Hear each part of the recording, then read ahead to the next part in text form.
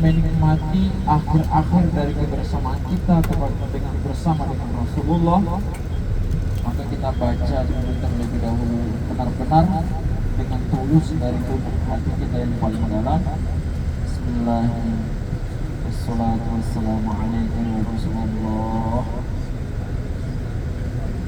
Silakan saja Bapak Ibu sekalian, semampu Bapak Ibu, sekhusuk-khusuknya nikmati pertemuan ini dengan Rasulullah. Bapak Ibu sekalian, bumi ini akan menjadi saksi. Rasulullah itu punya sinyal. Kalau hanya dengan lisan saja kita ucapkan sholawat perpisahan, maka sinyalnya ini lemah. Tapi kalau dari dalam hati kita, maka Rasulullah juga dengan secepat-cepatnya menjawab ucapan salam.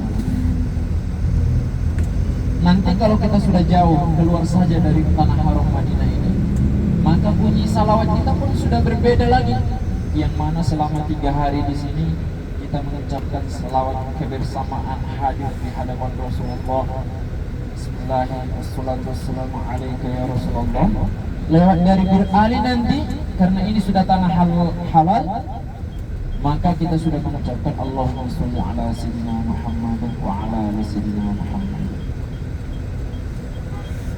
Nikmati dulu Bapak Ibu sekalian, sebagaimana kita berpisah dengan orang yang kita cintai kemarin dari kampung halaman, meninggalkan ayah, meninggalkan ibu, meninggalkan anak-anak, meninggalkan sanak famili, kita meneteskan air mata. Malulah kita nanti di hadapan Rasulullah di hari kiamat, ketika kita meninggalkan beliau ini, kita merasa biasa-biasa saja. Maka untuk menghadirkan kehusuan ini, mesti kita tundukkan pandangan kita dulu. Kita lihat hati kita sedang memikirkan apa. Padahal yang dibutuhkan hati kita ini sebenarnya zikrullah saja. Karena hanya dengan zikrullah hati kita ini akan tenang. Dan termasuk sholawat ini adalah zikrullah yang luar biasa sekali, yang mana Allah sendiri pun bersalawat kepada Rasulullah. A'udzubillahi minasyaitonirrajim. Innallaha wa malaikatahu yusholluna 'alan nabi ya ayyuhalladzina amanu shollu 'alaihi wa sallimu taslima. Banyak syariat agama, banyak amalan diperintahkan Allah kepada hamba-Nya. Tetapi Allah dalam perintahnya ini tidak ikut serta. Misalnya kita sholat, Allah tidak ikut sholat. Kita disuruh berpuasa, Allah tidak ikut puasa. Zakat, haji, Allah tidak menyertainya. Tetapi ketika bersolawat, maka Allah langsung yang mencontohkannya. Bagaimana mungkin amalan yang Allah sendiri mengamalkannya tidak ada kekhusuan kita? Bagaimana Allah sendiri yang merinduinya tidak kita rindu juga kepadanya? Maka Bapak sekalian, hanya detik-detik, beberapa detik, 15 menit, 20 menit kita sudah sampai di Bir Ali. Habis itu kita akan tinggalkan kota yang indah ini. Indah dalam arti kata, sebenarnya Bapak Ibu sekalian, tanpa adanya Rasulullah, tanpa adanya syariat yang diperjuangkannya, tanpa ada rukun iman, tanpa ada rukun Islam dan sunnah-sunnah yang lain, sebenarnya kita ini di hadapan Allah laksana binatang saja. Ulaika kal an'am bal hum adall. Dengan rukun imanlah kita ini ada nilainya. Kalau tidak ada iman di hati kita, Allah tidak pandang kita ini sebagai hamba-Nya dengan kasih sayang. Maka ucapkan sampai ke Bir Ali ini, muhasabah diri, istighosah. Hari ini kita diberikan kesempatan menginjakkan kaki di tanah kota Madinah ini. Mungkin di lain waktu sudah tidak punya kesempatan. Mungkin umur kita yang tidak sampai, mungkin harta kita yang tidak mencukupi. Ada harta, mungkin kesehatan tidak mencukupi untuk datang lagi ke kota Madinah ini. Maka kita yakinkan ini adalah perpisahan terakhir kita dengan Rasulullah. Kemudian nanti akan bertemu lagi di Telaga Haud lagi. nanti Rasulullah akan menunggu semua umatnya di Telaga Kautsar, di Telaga Haud, yang mana di sana ada mimbar Nabi yang Bapak Ibu sekalian kunjungi tadi kemarin, di Raudhah wal Haudi fil Jannah wa mimbari fi Haud. Mimbar nanti ada di sana. Tapi tidak semua orang nanti disambut Rasulullah dengan gembira, Bapak Ibu sekalian. Ketika rombongan manusia datang ke Telaga Kautsar, maka malaikat ini mengusir mereka. Mengusir mereka bukan dengan usiran yang lembut, tapi dilibasi, dipukuli. Sampai Rasulullah SAW menjerit, "Ai Rabbi, ashabi." Ya Allah, itu kan umatku, kenapa diusir mereka? Dengan tangisan yang luar biasa Rasulullah menjerit, "Kenapa diusir mereka ya Allah?" Maka Allah Subhanahu wa taala berfirman, "Innaka la tadri ma ahdatsa ba'da." Wahai Muhammad, sebenarnya mereka ini pengkhianat. Setelah engkau meninggal, mereka tidak mencintaiku dan tidak mencintaimu dan tidak mencintai syariat agama. Barang siapa yang ingin merasakan ma'iyatullah di dunia ini dengan Allah, barang siapa yang ingin berjumpa dengan Allah di dunia ini, maka amalkanlah syariat. Barang siapa yang sudah bertemu dengan syariat Allah, maka Allah mengatakan Allah bersama orang yang mengingatnya. Barang siapa yang mengingatnya di dalam hatinya, maka aku akan mengingatnya di dalam zat. Begitu Allah Subhanahu wa taala katakan dalam hadis. Kita beristighfar kepada Allah. Kalau kami pribadi, kami yakin kami sendiri datang ke kota Madinah belum bisa menyenangkan Rasulullah. Masih banyak mungkin kejanggalan-kejanggalan yang tidak disukai Rasulullah dalam sikap dan akhlak kita yang belum bersesuaian dengan akhlak Rasulullah. Maka benar-benar Bapak Ibu sekalian, sebelum kita sampai ke beralih istighfar dari dalam hati yang paling dalam. Berharap ketika kita berjumpa dengan Rasulullah di dunia ini, kita mesti yakin kita sudah berjumpa dengan Rasulullah. Man zaruni ba'dal mamati kazaruni fil hayati. Barang siapa yang mengunjungiku sesudah mati, maka persis dia mengunjungi semasa hidup. Kita sudah bertemu di dunia, takutnya nanti di hari kiamat nggak bertemu. Di Telaga Haudnya kita termasuk orang yang diusir. Maka hilangkan kelalaian kita benar-benar istighfar kepada Allah. Ya Allah, ketika engkau pertemukan kami dengan Rasulmu di dunia ini, harapan kami ya Allah nanti di hari kiamat kami adalah orang yang benar-benar disambut oleh Rasulullah dengan kasih sayang. Kemarin kita sudah sampaikan, waditu anni laqitu ikhwan, sungguh aku akan bertemu dengan saudara-saudaraku, kata Rasulullah. Sampai sahabat Nabi iri, awal sana ya Rasulullah, apakah kami ini tidak dianggap saudara ya Rasulullah? La, tidak, bal antum ashab, kalian itu adalah sahabat. Walakin ikhwani alladzina yu'minu bi walam yarawni. Yang benar-benar menjadi saudaraku adalah orang yang beriman kepadaku tanpa melihat.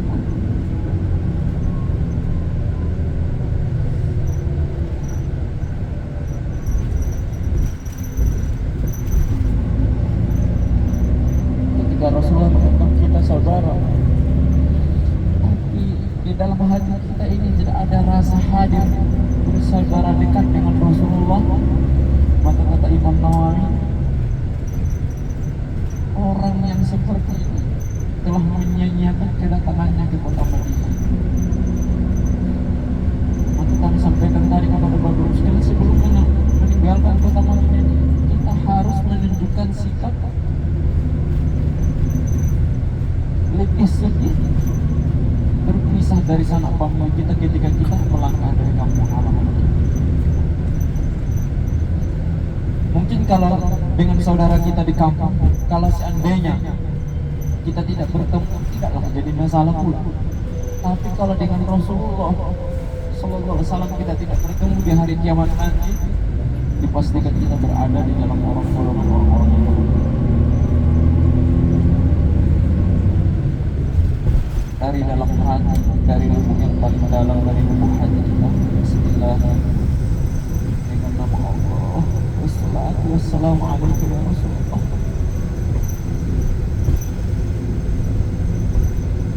Doa dan salam kami panjatkan kepada Engkau ya Rasulullah.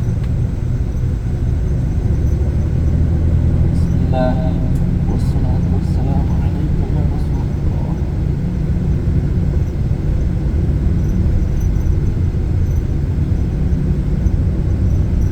Bismillah, wassalatu wassalamu alaikum ya Rasulullah.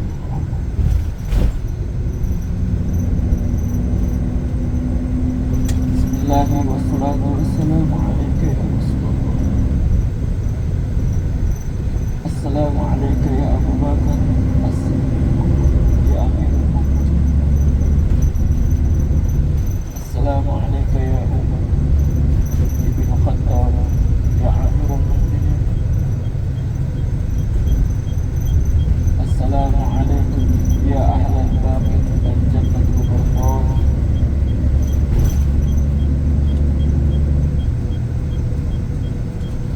Nas'alullah lana wa lakum al-afiyah. Nas'alullah lana wa lakum al-afiyah. Nas'alullah lana wa lakum al-afiyah. Wa inna insya'allah bikum lahiqun.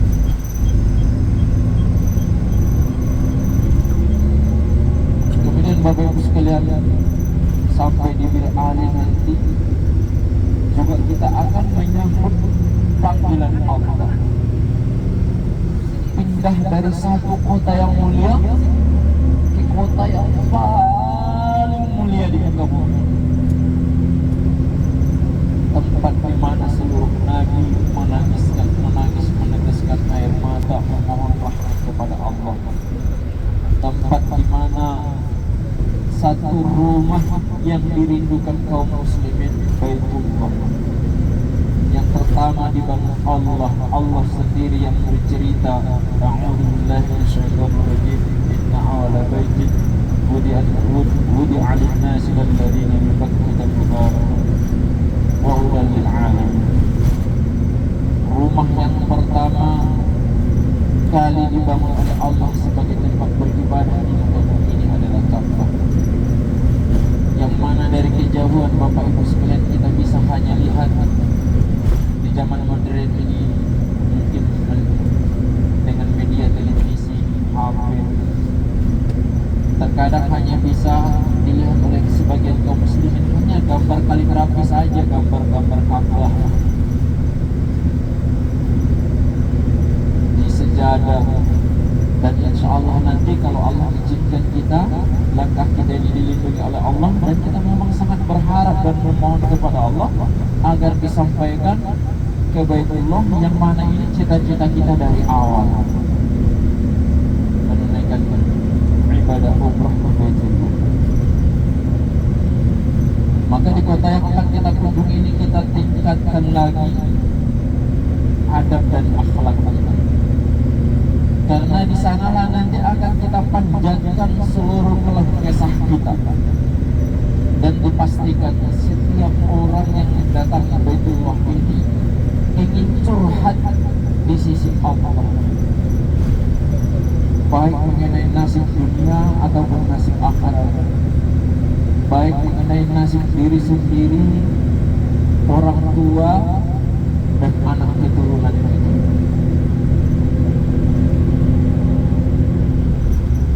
Di antara kita di dalam hidup ini banyak penuh dengan maksiat. Datang ke Baitullah ingin bertaubat di sisi Allah, ingin mengucapkan dengan sahih Allahumma ighfirli dhunubi, ya Allah,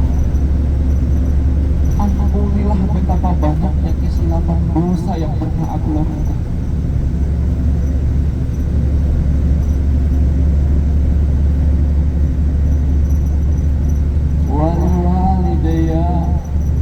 Kemudian kedua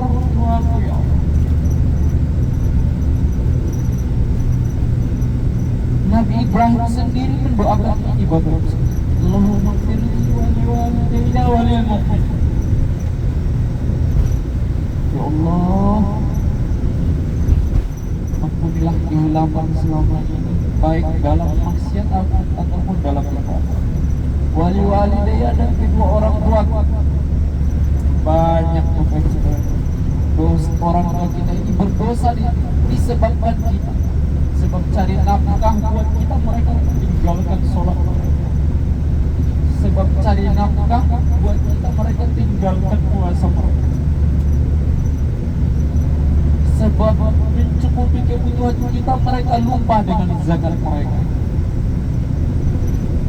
Sebab cita-cita yang tinggi untuk anaknya, mereka lupa menunaikan ibadah haji dan umrah, padahal kewajiban itu sudah sampai kepada mereka. Atau gara-gara menafkahi kita, kesempatan itu jadi terhalang, jadi mereka tidak mampu. Maka Bapak Ibu sekalian, di perjalanan ini kesempatan kita juga 124.000 nabi, 313 rasul, 25 rasul yang wajib kita ketahui, 5 rasul ulul azmi, 1 sayyidul anbiya. Semua di dalam kitab Fadilatul Hajj dikatakan mereka datang ke Ka'bah. Yang mendatangi Ka'bah yang pertama sekali di kalangan manusia adalah Nabi Adam alaihissalam. Nabi Adam alaihissalam sepanjang umur hidupnya 40 kali haji dengan berjalan kaki, bertawaduk kepada Allah Subhanahu wa taala. Di dalam kitab Fadilatul Hajj diceritakan seperti itu, 40 kali Nabi Adam berjalan kaki. Hanya satu kesalahan, beliau 40 kali menebusnya dengan ibadah haji supaya dapat ampunan dari Allah.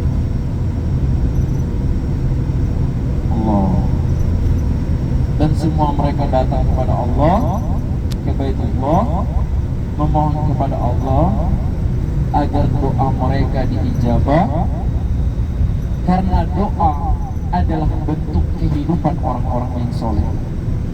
Kalau orang yang soleh ini, mereka hidup dengan doa mereka. Kalau orang kafir ini, mereka hidup dengan ambisi dan nafsu mereka. Maka nabi-nabi datang ke sana berdoa. Bahkan kita pun bisa datang ke sana dengan doa. Kehidupan yang ada di kota Mekah, kehidupan hasil dari doa para nabi. Warzuqhum minas thamarat, di tanah yang gersang yang tidak ada sama sekali pepohonan, tapi berkat doa Nabi Ibrahim bisa hidup jutaan manusia dengan hasil buah-buahan yang tanpa pohon. Maka bagus sekali kita datang ke kota Mekah ini, cetaklah hidup kita dengan doa kita. Cetaklah doa anak, cetaklah kehidupan anak-anak kita dengan doa-doa kita.